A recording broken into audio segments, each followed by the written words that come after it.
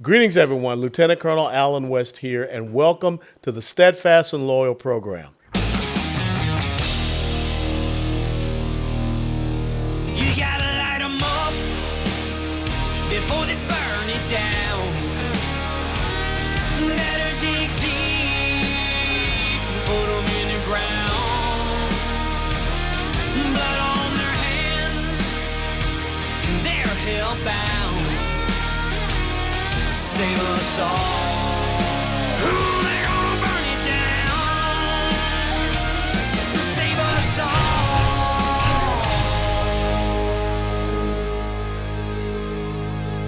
before they burn it down.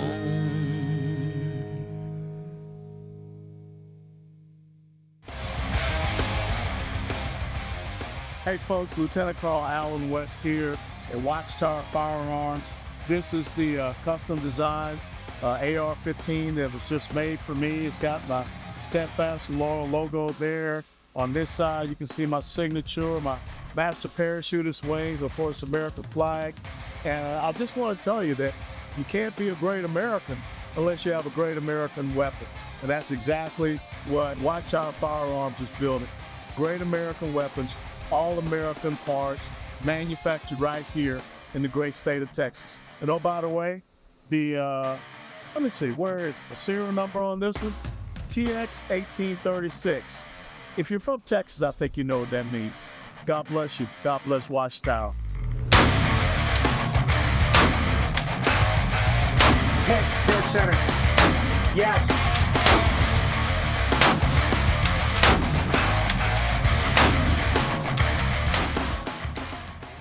Hey, greetings, everyone. Welcome back to the Steadfast and Loyal program. You know, this whole thing about child gender affirming care, which I think is just gender mutilation, it just has popped up out of nowhere in the last 2 or 3 years. And so I cannot think of anyone better to help us understand, to give us a glimpse into what this is all about than a young lady by the name of Chloe Cole. Chloe Cole is a poised and articulate 19-year-old young woman passionately advocating against the practice of transitioning minors. Driven by a noble mission to safeguard children from potentially harmful ideologies and medical interventions, Chloe draws from her personal experiences to shed light on the distressing consequences of gender-affirming care for adolescents. Having embarked on her own transition journey at the tender age of 12, only to subsequently detransition at 16.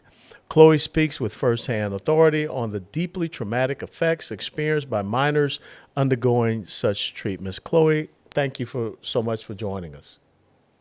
Thank you for having me today. Let's get an understanding of, what happened. Okay, so you're 12 years of age, and all of a sudden you start to have these, I don't know, ideas about, being something else other than you were born. Help us to understand what happened to you at 12, and so therefore we can start to, walk through this journey with you.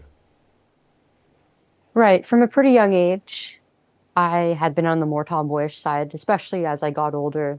I started to reject things that were traditionally feminine, like dresses, the color pink, stuff that really just comes down to stereotypes, I think. Yeah. In a lot of ways, I felt like I was different from my peers, and especially my female peers. I found them pretty difficult to relate to. And I felt just more at home amongst the boys. I really related to a lot of their interests, a lot of their sense of humor. And I felt like in a lot of ways, I just couldn't really fit in with other girls in terms of like my interests, and even down to the way that I looked and dressed. I didn't really know how to like do my hair or do makeup, and I didn't really have any interest in learning either. Um, and I also hit puberty at a pretty young age. I was about 9 when my breasts started to develop visibly.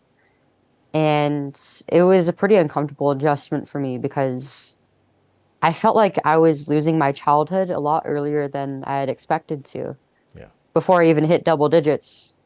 And people took notice of this. My own family, my peers, And sometimes like my classmates or even some adults would like make comments around like my breasts and the other parts of my body that were developing. And a lot of what I was learning about being a woman growing up, a lot of the stuff about it that was supposedly good was very superficial, very image oriented, very focused on things like beauty and how to make yourself look good and just your looks in general. Whereas the more serious things, like having to have periods every month for the rest of your life, or the possibility of pregnancy, or how the difficulties of childbirth and being a mother rearing a child, I always heard about things that made those experiences fearful rather than how much of a blessing they all were. And I didn't really want to become a mother, go through the pain of childbirth, basically having like a hole whipped in my body. The way that it was described to me was like, oh, there's like a parasite developing in your Mm. body. Um, and it made looking forward to growing up really scary. Well, who are And I the thought that because I didn't want any of these things, because I yeah. didn't feel like I was pretty enough or feminine enough, that it just didn't make sense for me to be a woman, and that I would be happier if I were born a boy. So, and I remember growing up in the inner city of Atlanta, Georgia, and you had young girls that would want to come out there and play the basketball with us, or even come out and play baseball and things of this nature. I have two daughters myself, and I wanted my daughters to be strong and confident, and so I'd go out and throw baseballs with them or throw footballs with them. And my oldest daughter is an incredible college football nut, but there was a balance in that, mom, my wife, would also talk to them about, being a woman and things of this nature. Do you feel that you did not have the right type of positive shaping of being a woman, and not just the pretty side, not the Barbie thing? I'm not talking about Barbie, but what it means to be a woman and femininity. Did you not have that ability to have those conversations early on, maybe? Not really, no. And I mean, I never really heard anything particularly bad about being a woman from like my own mother. But growing up, seeing my sisters in distress around their own bodies, and I'm the youngest of five kids, right? Mm-hmm. I've got like a pretty significant age gap between me and my older siblings. So while I was in elementary school, they were all entering high school, and they all graduated and moved out before I even entered middle school. Mm-hmm. Um, Sometimes the things I would hear from even like school staff or like the principal, I was in the office at times, they would talk about like their own family life and how they preferred their sons over their daughters, and how having a girl is such a burden.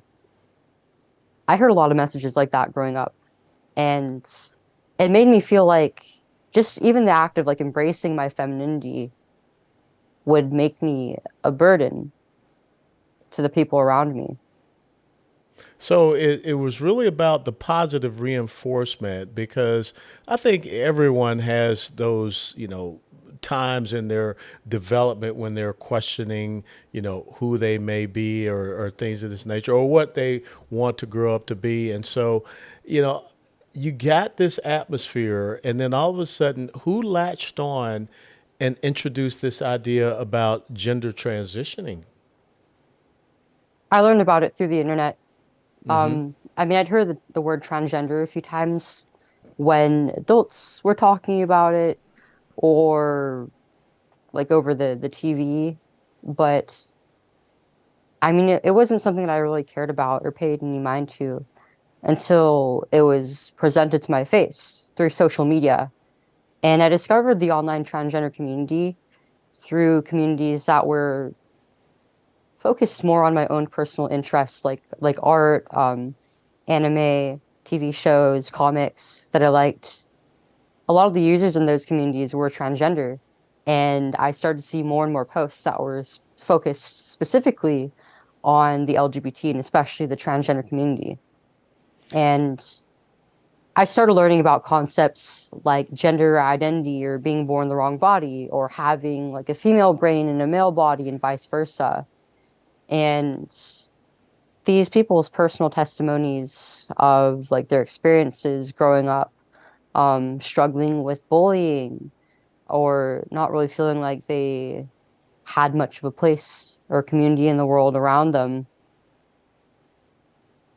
even down to their interests and the way that they felt about puberty and themselves and their bodies. It was very strongly relatable for me. And even though I wasn't really directly interacting with anybody within this community at the time, I felt like there was something that was connecting me to it. And after a while, I started to question my own gender identity. I was wondering what it even felt like to feel like a woman, whatever that meant. And there were times when I didn't necessarily feel like I related to like my mom or my older sisters or my female classmates. And it made me think a little bit deeper about these things that really weren't too out of the ordinary. Now, did you end up, speaking to your parents? Did you go to some counselors? I mean, how did this now go from these feelings, these presuppositions that you're having, to now the next thing you know, you're talking about major surgical procedures? At first, when I decided that I would become a boy, I started to socially transition, and I did this very slowly. I was in about seventh grade when I decided that I wanted to be a boy, and I kind of just wanted to slowly adjust to the idea of it and get myself comfortable. Just like slowly cutting my hair shorter and shorter over time, introducing more boys' clothing to my closet, and choosing a new name for myself. And I told some friends from school, some friends online about it, and one of my older sisters. And most people took pretty positively to it, save for my peers from school who I told about it. They were actually pretty mean about it. They pushed back, but it wasn't really in a loving or concerned manner. It was just like they just thought it was funny. Yeah. They pretty much just made fun of me and bullied me for it just Now, because I was thinking and presenting myself differently. And I yeah, feel like in a way that sort of pushed me further into it yeah, because I mean, it felt like they were just being jerks to me for no reason. And it yeah. just made me want to prove them wrong. Now, in this whole journey, in the early parts, what type of interaction? I mean, are you sharing with your parents about this, or are you having these discussions, or what? I wasn't until about probably half a year later. Um, I wanted to come out to them for some time and tell them about this because I felt like they deserved to know. And I knew that if I wanted to go through the motions of actually going through like a medical transition, then I would have to get them involved. And I saw another member of the transgender community who decided that she would come out to her parents, she would come out to her mom through a letter. And I thought that it was a pretty smart idea because I was kind of afraid to have the conversation face to face with them. I knew that even for them, it would be a little bit overwhelming to hear from your own kid. So I decided that I would write them a letter and I would leave it on the table for them to read. And once we were ready to have that conversation face to face, then we would. And once we did, they were pretty supportive. Um, they wanted to make me feel comfortable and accommodate like my preferred name and identity and such. But they're mostly pretty concerned about where this was coming from because they never heard anything like this from my older siblings. And it was a pretty novel idea for them.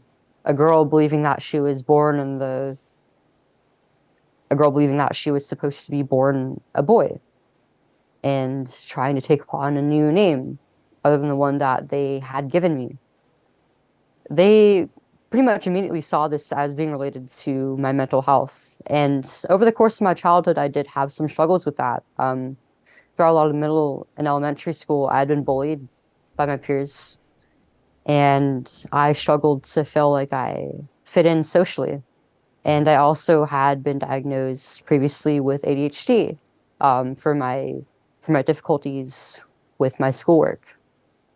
And they thought that the best thing to do would be to get the professionals involved because they didn't really know what to do about this. And at the time, it was about 2017, so there wasn't really nearly as much information on the subject then as there is now, especially in opposition to kids transitioning. And when they So, did the research online, it seemed to point to Kaiser Permanente, our healthcare provider, being the best for caring for transgender people within the state. So they went through them and got me a therapist with them. so when you get with the Kaiser Permanente's therapist, what was their recommendations, and how did you take that next step into, like I said, doing the transition surgery? They pretty much the whole way they just took the route of affirming me in my feelings and desires rather than going deeper into it as to why I suddenly felt like I wasn't supposed to be a girl and why I wanted to be a boy so bad. They had to do like the psychological evaluation to in order to diagnose me for gender dysphoria. They knew that I was previously diagnosed with ADHD, that it was very likely that I had autism that had gotten undiagnosed, and even that I was showing symptoms of a pretty severe body image disorder and potentially even an eating disorder. But they paid no mind to the rest of that. The focus was pretty much entirely on my gender and my wants rather than what it was that I might have needed at the time. After I was diagnosed, I was telling them, the doctors and my mom and dad, that I wanted to actually start transitioning medically, that I wanted to start on hormones so that I could look more like the other boys my age. And the therapy that I'd been receiving during that time was pretty lackluster. It was just a guy sitting in a room alone with me, just listening to me talk about my hardships in school, at home, and then not really helping me through any of it. And so, of course, I was only going to get more and more distressed over time as I felt like I wasn't getting the help that I needed. And in turn, this made me more distressed about my transition. And at school, I was being bullied for the way that I was presenting myself. I was pretty much completely an outcast. I only had a few friends at the time. And I wasn't really getting any help with that. I wasn't really referred to like any youth groups in order to, I don't know, how make me friends or being taught how to cope with the loneliness that I was experiencing at the time. So they weren't really helping me with what I actually needed. Yeah. But they had an appointment with my mom and dad. I don't believe I was there for this. I think I was out of the room for this because I don't have any recollection of this, but I've spoken about it quite a few times with my mom and dad. They told them that, well, they brushed off whatever concerns my mom and dad had. And then they told them that there was no other choice. That even though I was a child, I knew exactly what I wanted. And if I wasn't affirmed in that, if I wasn't allowed to do basically whatever I wanted with my body, then I would be at risk of suicide. It was very much emotional manipulation of my parents.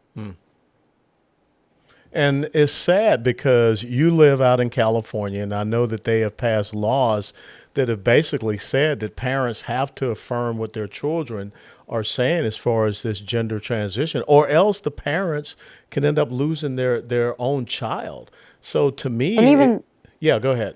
even the doctors aren't allowed to push back on this at all because it can be considered conversion therapy, trying to convert them out of their gender identity. So there's no Well, no, it just opportunity comes down for, to psychotherapy. yeah, there's no opportunity for, like you say, counseling or anything like that. It is Not either you really. do this or you put your child at risk for suicide. So explain to the audience, I mean, what were the surgical procedures you went through? And then let's start talking about what made you start to realize maybe this is not what I really wanted. Before I ever went under the knife, um, about halfway through eighth grade, I was put on puberty blockers to suppress my puberty and the production of the sex hormones in my body in order to make way for the testosterone. And I was on them alone for about a month. Um, and it was pretty terrible. I mean, I basically went into menopause at 13 years old Wow. because I'd already been about 4 or so years into puberty by this point. And at first, it made about 2 weeks in, it gave me probably the heaviest and most painful period I'd ever had by that point in time. And then my menses stopped. And then came in the menopausal symptoms, namely hot flashes. And that was accompanied with like full body itching and tingling. And it was incredibly uncomfortable. That went on for about as long as I was on the blockers, which was about a year or so. And it also kind of like numbed me emotionally and made me kind of lethargic.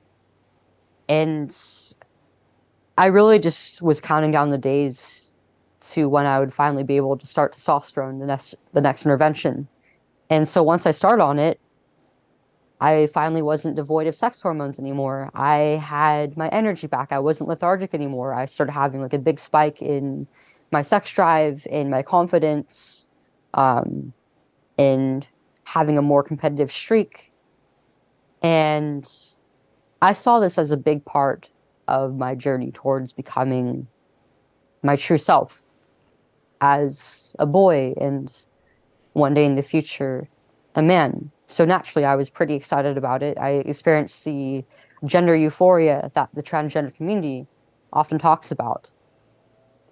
And the physical changes started to roll in maybe like less than a month later, was when my voice dropped and I started having a voice more like my dad's. He has a pretty deep voice, and it was a pretty dramatic change. Eventually started having like thicker body hair, thicker hair on the top of my head, thicker eyebrows. I started to develop facial hair, and I started to develop more muscle. My fat redistribution was starting to change, so I started having less fat in my thighs and hips, and it started distributing to more like to my midsection. And I felt like after years of being really insecure in the way that I looked, I finally had control over that. And that I looked good. I looked different. And it was a lot easier now to build muscle. And for a little while, it felt great. And I felt pretty confident. And I went into my high school years pretty much passing perfectly as a 14-year-old boy. And most people who I was classmates with throughout high school didn't even know that I wasn't a biological male. In my sophomore year was when I decided to go under the knife and get my breast removed. And at the time, I knew this surgery as top surgery, but really it's just a double mastectomy, which is typically used for patients who have serious risk of or have advanced breast cancer. And I was perfectly healthy at the time. They only gave it to me because I wanted it. And my reasons in getting it were that I wanted to just look more like the boys my age, because even as I was starting to look more and more masculine, the longer that I was on testosterone, it's not like my breasts were just going to disappear. They had already developed. And so it was kind of an awkward sight for me.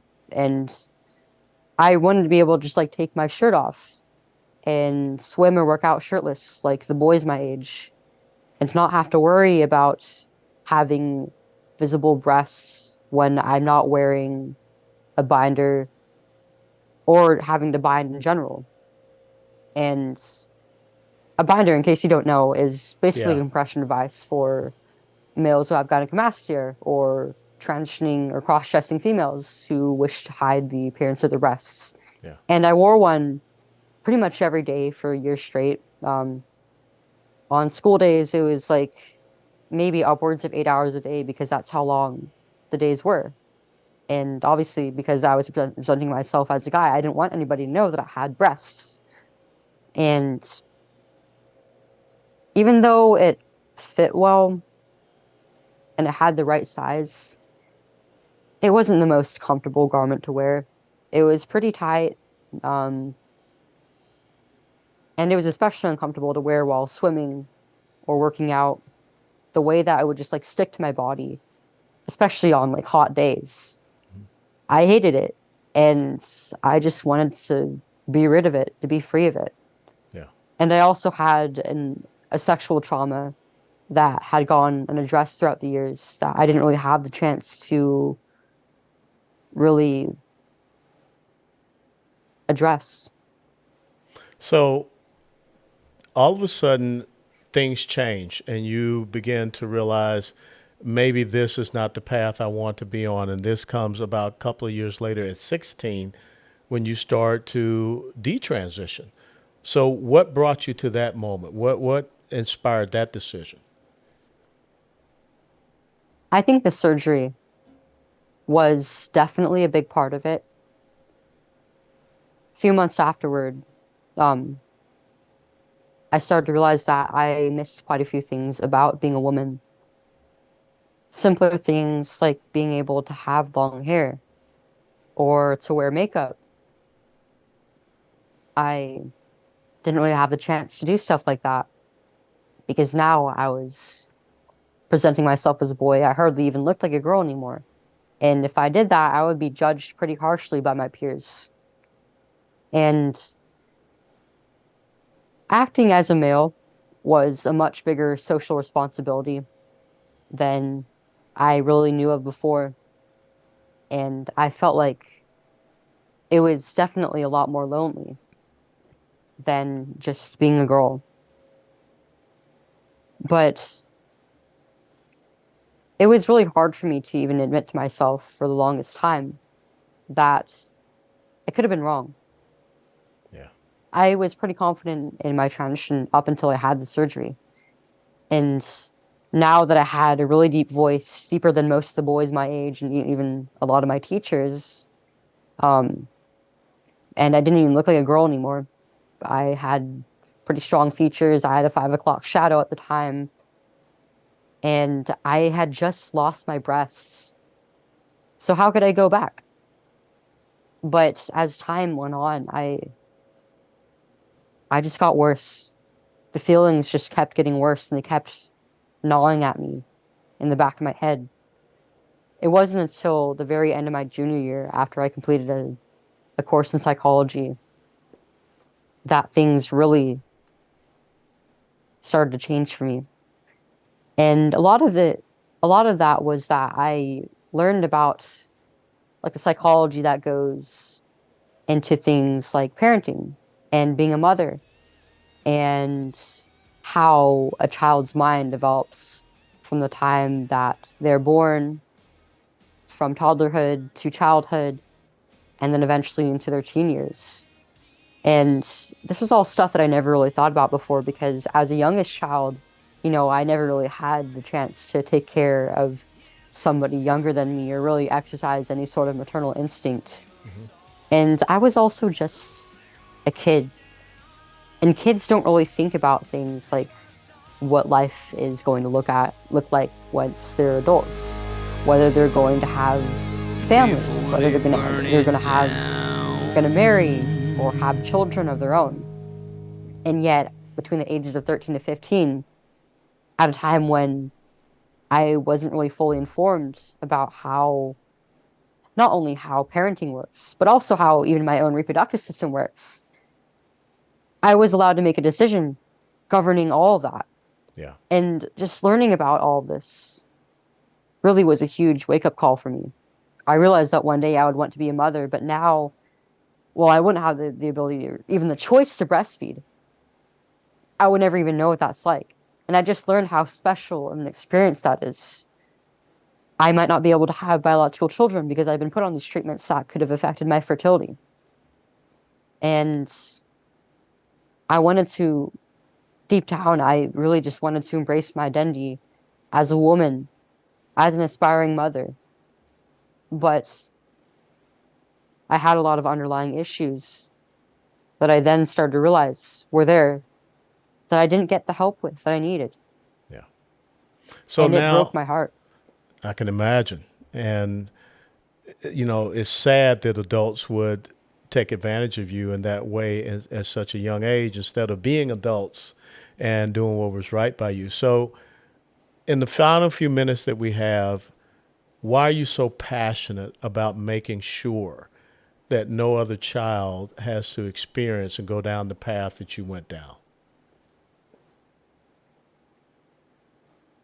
What I went through, I think, really was hell on earth. And especially after the fact, the detransition might have been even harder than the initial transition. Because whereas with transitioning, I had an idea of how things would go and a pretty straight pipeline between different interventions, like starting with social transition and then coming out to my family and then going on puberty blockers and testosterone and eventually getting surgery. I had a pretty good idea of how to go about transitioning. But with detransitioning, this was like entirely new territory for me, the people around me, even my own doctors. They didn't even know what to do with me. I had pretty much no support during this time. I lost a lot of friends because of ideological disputes Yeah. and because the hormonal fluctuations, or really the lack of hormones in my body after stopping testosterone, made it so that I was very incredibly emotionally dysregulated a lot of the time. And I wasn't getting any guidance as to how to stop hormones from my endocrinologist or any help psychologically, even from my own therapist and the gender specialist who referred me to surgery. And it felt like a lot of the time that gender specialist was still like trying to manipulate me to almost like stay in the mindset of being transgender. She would say things to me like, well, I mean, it's just another part of your gender journey, right? And I mean, I pretty much shut that down immediately as soon as she said that because it really just downplayed the seriousness of what I'd been going through. And the transgender community that once was very loving to me, the people who celebrated me going on hormones and getting my breasts removed the most, were now turning their backs on me. They were cruel to me. They told me that it was all my fault, that I should have known exactly what I was doing to myself, that I looked better as a boy, and that I should have stayed one, that I should stop speaking out about my experiences because it was only causing other people discomfort, and that I could be scaring people out of transitioning and getting the care that they really needed, that in transitioning erroneously, I took resources away from the transgender community, and I should be ashamed of myself and shut up. But after a while, I sort of had this intuitive feeling that I wasn't the only one in the situation. And I started to do research on things like detransition. And I discovered that there was a whole community online just dedicated to this experience, full of thousands of other people. And I started to interact with them. I started speaking with these people. And on one hand, knowing that I wasn't the only one who had been through this made me feel a lot better. On the other hand, though, it also made me feel a lot worse. It was terrifying that anybody else in the world could have experienced the same exact thing, having been failed by their doctors and then abandoned by almost everybody in their life. And most of these people that I was speaking to at the time were grown adults, people who had gone through the process of transitioning as adults, came out of it as adults. But I kind of knew intuitively that there has to be another kid out there like me who has been affected by this. But they probably don't have a voice. They probably haven't even got to the point that I have of being able to accept that transition was wrong, being able to stop these treatments and then find a community afterward. And the lack of care that I'd gotten from my doctors after I stopped transitioning, the way that the transgender community just treated me just for talking about the regret of it all, and knowing that there are other people, especially other kids out there like me, motivated me to start speaking up. And I wanted to raise awareness around the issue, around the fact that kids are in fact being transitioned, that transition regret is very possible, that these treatments are not what they're being advertised as. And I hope that I could reach my